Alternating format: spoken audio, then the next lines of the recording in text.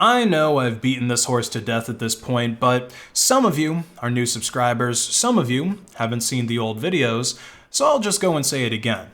VPNs are not anonymous. There is nothing about VPN technology that makes it even a slightly good choice for being anonymous online, okay? If you want to be anonymous, you use Tor because it's built with free and open source technology. The relays are run by volunteers, regular everyday people like me. I run a few Tor relays here at my house as well as some on remote VPSs. Now, yes, it is true that feds from different governments all over the world, they run Tor relays themselves, and sometimes they use these Tor relays maliciously to de-anonymize Tor users, which is why I encourage anyone who is willing and able to run Tor relays. If you've got some spare bandwidth, really fast internet connection, if you've got couple of devices laying around. It could be just about anything. It could be an old laptop at home. I run my Tor relays on old ThinkPads. It could be a Raspberry Pi. You could probably even run them on an old Android phone. That's something that I might look into for my next relay project, is running it on an old Android phone and share that knowledge with the world. But it's important for as many relays that are run by good people to be out there as possible, because there really aren't any other popular alternative anonymizing networks like Tor. Now, if VPNs are not actually anonymous, why is it that so many of them claim to be? Why does every podcaster, every VTuber, and e-celeb of various flavors that are sponsored by ExpressVPN always tell me that it's anonymous during the ad read? Well, it's probably just false advertising, and I'm not necessarily calling out the content creators here, okay? A lot of them probably don't know any better. They just get an ad read from whatever company and they just read what's on there, and for some reason they trust the corporation to be honest about representing their products. But if they are a tech tuber, if they're somebody who makes technology videos and they're telling you that VPNs are anonymous, then you probably shouldn't trust that person, because they should know better. They should know that VPN technology doesn't work that way. So there's probably just a lot of false advertising going around, but it could also be a honeypot, much like the Anom phones. Now, if you've never heard about these, go ahead and put your tinfoil hats on, because oh boy, the Anom phones were a doozy. So basically, the FBI was running a website where they sold smartphones that were running a custom Android OS that was meant to provide extreme levels of privacy. The idea was that different types of crime bosses would buy these phones, and then they would distribute them to their employees who were selling drugs or whatever else kind of crimes. And these phones would be used like, I guess, their work phones. They would be used for organizing and performing all of their various criminal operations. So the Anom phone sounds like a dream to the young entrepreneur who is looking to get involved in unregulated pharmaceutical distribution. There's just one problem.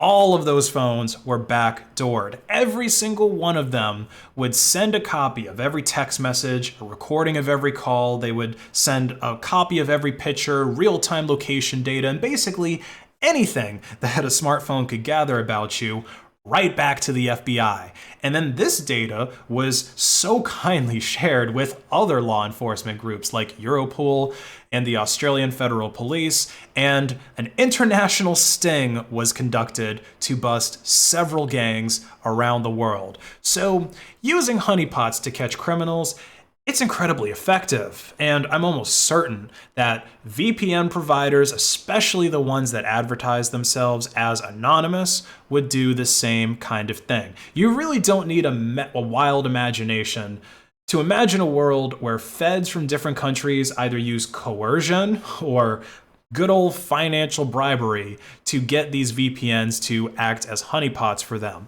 Because when you connect to a VPN, at the very least, that VPN provider has your IP address, but also chances are when you signed up to the VPN, you used your regular email address to create an account with them, and you probably also gave them your phone number, for two-factor authentication and safety reasons. And when you paid for the VPN, what'd you use? Well, of course you used your credit card to pay for it, or you used PayPal. What else would you use? And you gave them your real name and you gave them your billing address. They just have so many data points that it would make spying on you too easy. So what would an anonymous VPN actually look like? Well, probably something like MullvadVPN. I think that this is hands down the most private VPN in existence. Now, mind you, it's still not anonymous.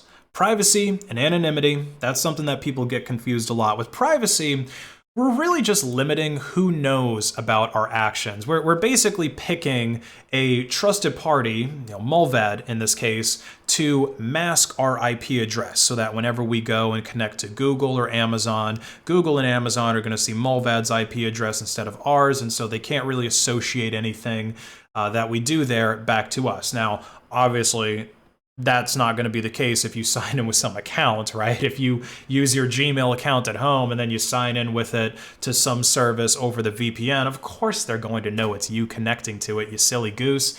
But you get the idea. If you're just doing some typical browsing, then they're only going to see Mullvad's IP. And if you do anything on the internet, all of that data from your browsing session, only you and Mullvad know about it. But when we're trying to be anonymous, we don't necessarily care if someone can see our actions. We're just trying to cover up the fact that it's actually us. We don't want things to be traced back to us. Now, what makes Mullvad so private and almost anonymous is the fact that our IP address is all that they really have on us when we use the service. See, when you sign up to Mullvad, actually, let's take a step back from this, because if you really, really want to use Mullvad and have the ultimate privacy, then you'll access it through their Onion site. Okay, so when we go to create an account with Mullvad, we get an account number that is generated for us. So there's nowhere for you to enter a username, there's nowhere for you to enter an email address or anything that would be very easy to trace back to you. Okay, this is your account number, and this is something that you would have to write down because this is what you're basically using to log in to the service once you've paid for it. And then we have the place to add time to your account. So this doesn't auto renew or anything like that. It's pay as you go. Okay, it's sort of like loading minutes onto a cell phone. So when you go to pay, you notice how on the Onion site, they don't let us use a credit card or PayPal, BankWire, anything like that. You could still do that on the ClearNet site, but why would you bother going to the Onion site to pay with your credit card? So see, they're helping us to not do something stupid. The only payment options that they accept on the Onion site are ones that are private and or anonymous. Now, Bitcoin and Bitcoin Cash, these aren't really private. They have public blockchains, so transactions can be audited. It is possible to use them in an anonymous way, but it's very, very tricky. The option that I would recommend is Monero. They actually added this payment option very recently, I think maybe a week or two ago. And you also notice how all of the cryptocurrency options give you a 10% discount. So they're really, really encouraging us with pretty much every way that they can to pay in a private and or anonymous way instead of giving them the credit card. And by the way, they don't give you any discount on the credit card, PayPal, or BankWire. I checked. So you pick Monero to pay for the service, and then they create this one-time payment address for you. And it looks like you can do up to a year of the service at once. So there you go. This is pretty much the way that you would go about it. Now, of course, this still isn't anonymous. So what is the point of all of this? Even if I sign up to Mullvad over the Onion site and I pay with Monero, the moment that I connect to Mullvad, they're gonna have my real IP address, and then that can be traced back to me. So the anonymity that I might have had is ruined, right? Well, yes, this is true, but who is to say that you're going to be connecting to Mullvad with your IP address? Maybe you just use Mullvad on hotel or coffee shop Wi-Fi, and that would pretty much eliminate any connection back to you. I guess if you did something really bad, like say that you have evidence that would lead to the Clintons' arrest, then the feds would probably track down that coffee shop, and then they would pull surveillance footage of everyone who was there that day at that time. But Mullvad, they can't just hand over a customer record like ExpressVPN would. Another possibility, which I haven't tested myself, but might work in theory, is connecting to MullvadVPN over a Tor connection. So again, this eliminates the IP problem because Mullvad is going to see the IP address of the exit node, and if you never used that VPN connection outside of Tor before, then Mullvad would have no way to trace it back to you. Now, the potential advantage to this is that any website that you connect to, they're going to see Mullvad's IP instead of a Tor node. In fact, they're really not even going to know that you're using Tor at all. So if you then try to connect to sites that oftentimes are blocked, like youtube.com, for example, you'll actually be able to use that over Tor because they're not seeing that you're using a Tor node. Now, there are a whole bunch of downsides to this theoretical use of a VPN. One of them is that your connection would suck even more because you're adding another hop. Your circuits, they're not going to get rebuilt automatically if one of the hops starts to lag, and you won't be able to access onion sites at all since your last connection is going to be to a VPN. And this whole thing would also require modifying your Tor settings, which is just a really bad idea unless you absolutely know what you're doing.